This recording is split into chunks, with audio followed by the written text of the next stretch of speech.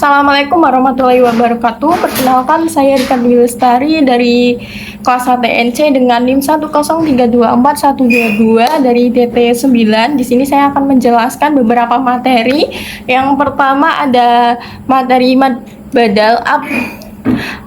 Apabila ada dua hamzah yang kumpul dalam satu kalimat, maka hamzah yang kedua diganti dengan huruf yang sesuai dengan harokat pertamanya. Yang pertama, jika dua hamzah yang pertama harokat fathah dan hamzah kedua harokat sukun, maka hamzah kedua diganti alif. Dan yang kedua, jika dua hamzah yang pertama harokat doma dan hamzah kedua harokat sukun, maka hamzah kedua diganti wawu. Yang ketiga, jika dua hamzah yang pertama harokat kasroh dan hamzah kedua harokat sukun, maka hamzah kedua diganti ya. Yang kedua ada mad iwad, bacaan tanwin yang diganti dengan bacaan mad dan dibaca panjang. Hukum bacaan disebut mad iwad apabila ada fathatain pada akhir kata karena waqaf berhenti dan dibaca mad sebagai pengganti tanwin sehingga harokat tanwin tidak lagi dibunyikan. Seterusnya ada matan tamkin, apabila ada ya yang tasyid dan harokat kasroh bertemu dengan ya mati dalam satu kalimat, panjangnya satu alif atau dua harokat. Berikutnya ada mad farki, apabila ada hamzah istifham bertemu dengan huruf yang mati, maka hamzah dibaca panjang 3 alif atau 6 harokat.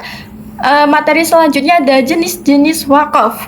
Yang pertama ada wakaf tam, berhenti pada ayat yang sudah sempurna, artinya tidak ada hubungannya dengan ayat setelahnya, baik secara lafaz atau arti. Wakaf ini memiliki tempatnya, yaitu satu pada akhir semua surat, kedua di akhir ayat qasas, ketiga di tengah-tengah ayat, dan keempat akhir ayat tambah sedikit awal, yang kelima terdapat pada arti ayat yang sempurna. Tanda wakaf berikutnya ada wakaf kafi, berhenti pada ayat atau kalimat yang telah sempurna lafaznya, tetapi ayat atau kalimat selanjutnya masih ada hubungan makna atau artinya. Contoh pada akhir ayat, pertengahan ayat, dan jika banyak wakaf kafi maka berhenti pada wakaf kafi terakhir.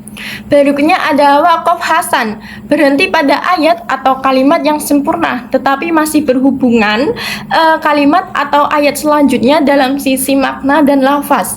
Cara baca wakaf satu ini dengan memulai pada kalimat sebelumnya atau mundur satu atau beberapa kata.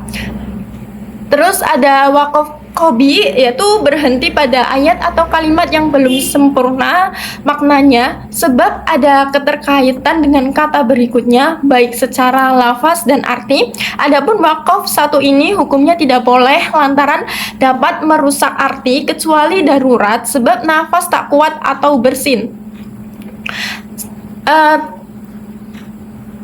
Berikutnya ada materi berikutnya tanda wakaf dan wasol. Tanda wakaf yang pertama wakaf lazim yang artinya harus berhenti.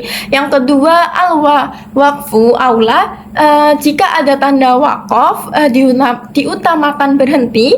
Yang ketiga wakaf mu'annaqo, berhenti di salah satu titik tiga namun tidak boleh berhenti di keduanya. Berikutnya ada wakaf jaiz, boleh berhenti, boleh bersambung, dan al-waslu aula, apabila ada wakaf ini diutamakan untuk melanjutkan bacaan, namun berhenti juga boleh.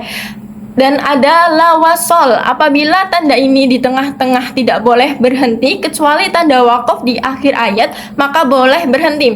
Materi berikutnya ada sakta, yaitu menahan sejenak tanpa bernafas, panjangnya sekitar 1 alif. Kedua ada isyimam, diartikan sebagai memajukan bibir atau monyong, contohnya lata mana dibaca lata mana. Yang berikutnya ada imalah, membaca huruf berharokat fathah yang dimiringkan ke kasroh, contohnya majroha dibaca majreha.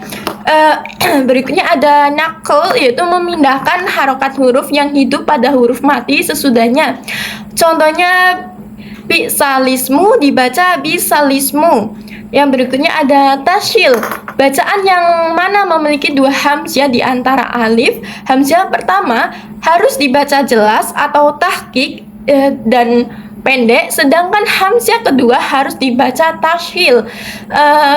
Berikutnya ada ibdadul huruf. Contohnya utumina yang berasal dari utumina. Materi berikutnya ada kalimat-kalimat musyikilat. Yang pertama ada lafaz samuda. Jika wasol huruf dal dibaca pendek, dan jika wakof dal dibaca sukun. Yang kedua ada lafaz kawariro. Cara bacanya ada 3. Yang pertama, wakof pertama, huruf ro pertama dibaca panjang dan huruf ro kedua dibaca pendek. Yang kedua, wakof kedua huruf ro pertama dibaca pendek, ro kedua disukun. Yang ketiga, ketika wasol huruf ro pertama dan kedua dibaca pendek. Yang ketiga ada lafaz wayab sutu, di mana huruf sod dibaca sin, wayab sutu, wayab sutu. Yang keempat lafaz bastatu, huruf sod dibaca sin, bastatu. Yang kelima ada lafaz al-musaitiruna, boleh dibaca sod, boleh dibaca sin, al-musaitiruna, al-musaitiruna. Dan yang keenam ada lafaz bimusaitirin, yaitu tetap dibaca sod, bimusaitirin. Yang ketujuh ada lafaz ana, di mana tulisan ana dibaca pendek kecuali ada 4 ana, anaba, anabu, anasia, al anamilah. Dan yang ke-8 ada lafaz salasila, jika wakof dibaca panjang atau sukun, jika wasol dibaca pendek. Dan yang ke-9 ada lafaz yardohu, di mana huruf H dibaca pendek karena syariah.